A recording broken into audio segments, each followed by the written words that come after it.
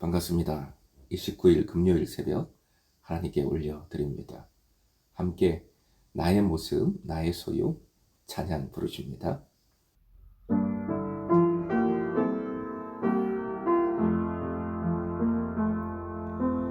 나의 모습, 나의 소유, 주님 앞에 모두 드립니다. 모든 아픔, 모든 기쁨, 내 모든 눈물 받아 주소서.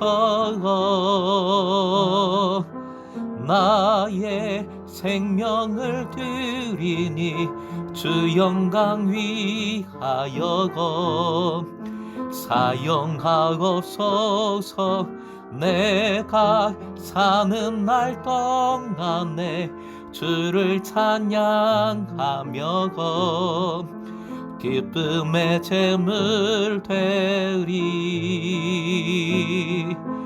기쁨의 제물 되리. 오늘 허락하신 하나님 말씀 출애굽기 35장 10절부터 19절까지의 말씀입니다. 무더위 위에 집짓기, 섬김, 집짓기 사역하고 있는 크샤 우리 청년들을 위해 계속해서 기도해 주시고 응원해 주십시오.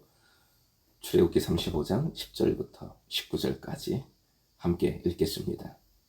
무릇 너희 중 마음이 지혜로운 자는 와서 여호와께서 명령하신 것을 다 만들지니 곧 성막과 청막과 그 덮개와 그 갈고리와 그 널판과 그 띠와 그 기둥과 그 받침과 증거궤와 그 채와 속죄소와 그 가리는 휘장과 상과 그 채와 그 모든 기구와 진설병과 불 켜는 등잔대와 그 기구와 그 등잔과 등유와 분향단과 그 채와 관유와 분향할 향품과 성막문의 휘장과 번제단과 그 놋 그물과 그 채와 그 모든 기구와 물두멍과 그 받침과 뜰의 포장과 그 기둥과 그 받침과 뜰문의 휘장과 장막 말뚝과 뜰의 말뚝과 그 줄과 성소에서 섬기기 위하여 정교하게 만든 옷, 곧 제사 직분을 행할 때에 입는 제사장 아론의 거룩한 옷과 그의 아들들의 옷이니라. 오늘의 기도 제목, 지혜로운 이들을 계속 세우게 하소서. 지혜로운 이들을 계속 세우게 하소서. 오늘 본문은 전체 성막을 이루는 구성품들이 배열 위치에 따라 각각 열거됩니다. 25장, 26장 말씀의 반복이면서 간단한 정리의 말씀이라고 할 수 있습니다. 10절, 너희 중 마음이 지혜로운 자라는 표현이 나옵니다. 마음이 지혜로운 자는 각각 하나님께 받은 지혜를 따라 성막의 여러 부품들을 직접 만든 자들을 의미합니다. 이는 하나님께서 사람들에게 나눠주신 은사가 제각기 다르다는 것을, 다양하다는 것을 알려줍니다. 그러면 이처럼 하나님께서 저마다 다른 재능을 주시는 까닭은 무엇일까요?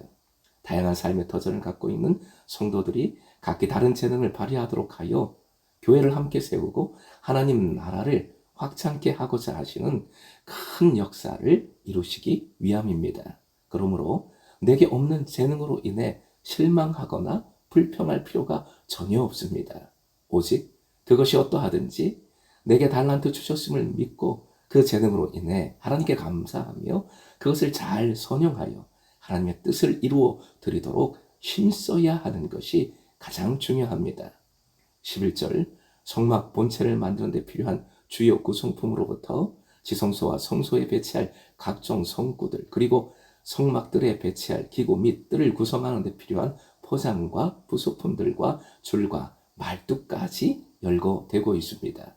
그리고 마지막 19절, 유명한 제사장의 의복에 관한 말씀입니다. 이 모든 것은 10절에 걸립니다. 두 부분을 주목해 봅니다.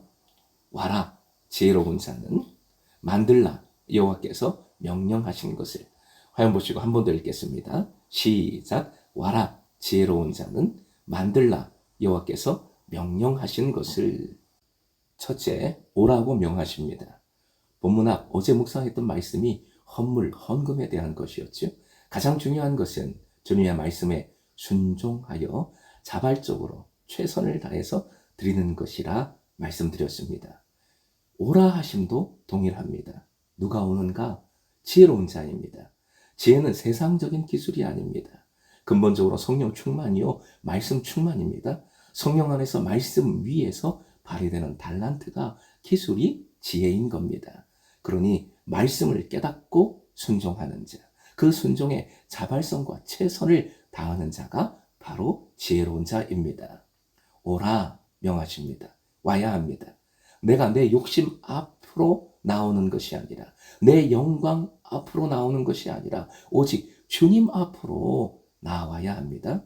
주님의 말씀으로 주님의 뜻을 이루고자 하는 그 믿음 앞으로 나와야 하는 것입니다. 역시 자발적으로 최선을 다해 와야 합니다. 그리고 오라는 명령은 한 가지를 더 묵상해야 합니다. 화형보시고 함께 읽겠습니다. 시작.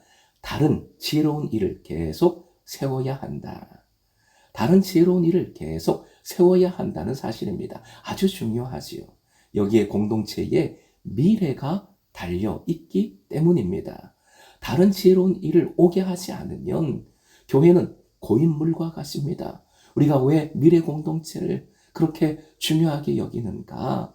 바로 다른 지혜로운 일을 계속 공동체가 세워나가야 하기 때문인 것이지요. 그래서 믿음의 바통이 계속 이어져야 합니다.